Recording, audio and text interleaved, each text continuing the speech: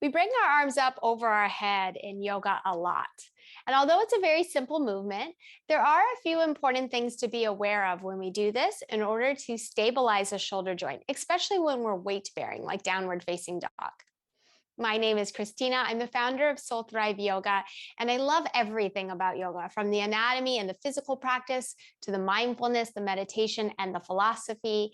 And here we try to marry that all together with a good quality education. So I would love to educate you on how to bring your arm up over your head in order to keep that shoulder safe. So I want you to try this with me. Sit up tall and bring your arms down by your side, and then spin your biceps in towards the center of your body, in towards your midline. Spin your biceps in. You could even turn your palms backwards to assist that rotation in your shoulder joints. Hold that and then start to bring your arms up. And as you bring your arms up, at some point, you're going to hit this really hard stop where it feels like you can't go any further. And what you're hitting here is bone on bone in the shoulder joint, what in the yoga world we call compression. But it's just bone on bone. And you're hitting this hard stop where the arm's not going to go anywhere. And so one thing that we try to do when we bring our arm up over our head is do the opposite of spinning the biceps in. We spin the bicep out. This is called external rotation in the shoulder joint. So try that. Bring your arms down by your side, spin your biceps out. You could even turn your palms out to help that. Find that in the shoulder joint, keep that, and then take your arms up. You might feel that you can go up a little bit higher.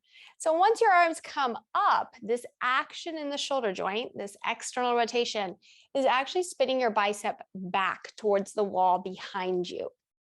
Now I want you to go back to the other one and try that. Bring your arms down to your side, spin your biceps in, then bring your arms up and feel that hard stop, and then try to keep going. And notice what happens in the shoulder, in the neck, see what you feel. And then spin your biceps in towards your ears and back behind you, and notice what happens. It releases that pressure, right? So we've moved the bones. You're no longer getting bone on bone or compression. And then it allows your arm to go up a little bit higher. When we're standing in Tadasana, we bring our arms up over the head. It's not the end of the world if we're internally rotated a little bit. It will cause this compression in the neck and it won't feel so great, but this is okay. That's not going to hurt you. But once we're weight bearing in a pose like downward facing dog or handstand, we really want to think about this spinning of the bicep, rotation in the shoulder joint. When we're internally rotating, that's not as supportive of the shoulder joint structure. When we externally rotate, it's going to stabilize the shoulder joint a little bit better. So the spinning of the bicep towards the wall behind you when your arms are up. When you're in downward facing dog, what that looks like is the biceps are spinning towards your fingers. And of course, when you're in handstand, it's the same as well. So this rotation in the shoulder joint is one thing we really want to think about. The other thing that we want to think about is when our arm comes up over our head, our shoulder blade will lift, especially if we're in downward facing dog or handstand and we're pushing into the floor, the shoulder blade lifts like this. So when we're reaching up high with the arm up over the head, or we're rooting into our knuckles in a handstand, the shoulder blade lifts up towards the ear, and we do not want to pull the shoulder blade away from the ear. I'm going to repeat that. We do not want to pull the shoulder blade away from the ear when the arm is up over the head.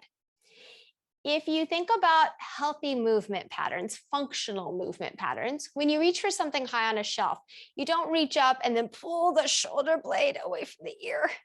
You actually reach, right? That's healthy movement. The shoulder blade lifts. In order to get us this range of motion, the shoulder blade has to lift. It has to come up towards the ear. That is functional. And if we try to fight against the functional movement of the shoulder, it can be very problematic. This is one of the reasons why we're getting a lot of shoulder impingement in yoga practitioners, because people are pushing into their knuckles in downward facing dog, or reaching up in chair pose, or reaching up in high crescent and then pulling the shoulder blade away from the ear. And what they're going to do is the bone eventually, for some people, will start to push into the muscle there, and it can start to tear the muscle. Instead, if we're getting those shoulders up towards the ear, chances are you're internally rotating, that exercise we did earlier. This is probably happening. And if we spin the biceps and we rotate in the shoulder joint the other direction, the shoulder will naturally release. And then if we reach up, let the shoulder blade lift.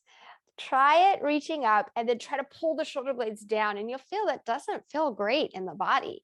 Trust what feels good. Reaching up and letting the shoulder blades lift is healthy functional movement. When we're in downward facing dog, when we're in handstand, if the arms are up over the head like they are in those two poses, and we're pushing into the knuckles, the shoulder blades will lift towards the ears. Please do not pull them away from your ears. Try it in your handstand, try it in your downward dog, and listen to your body. How does that feel for you? Let me know.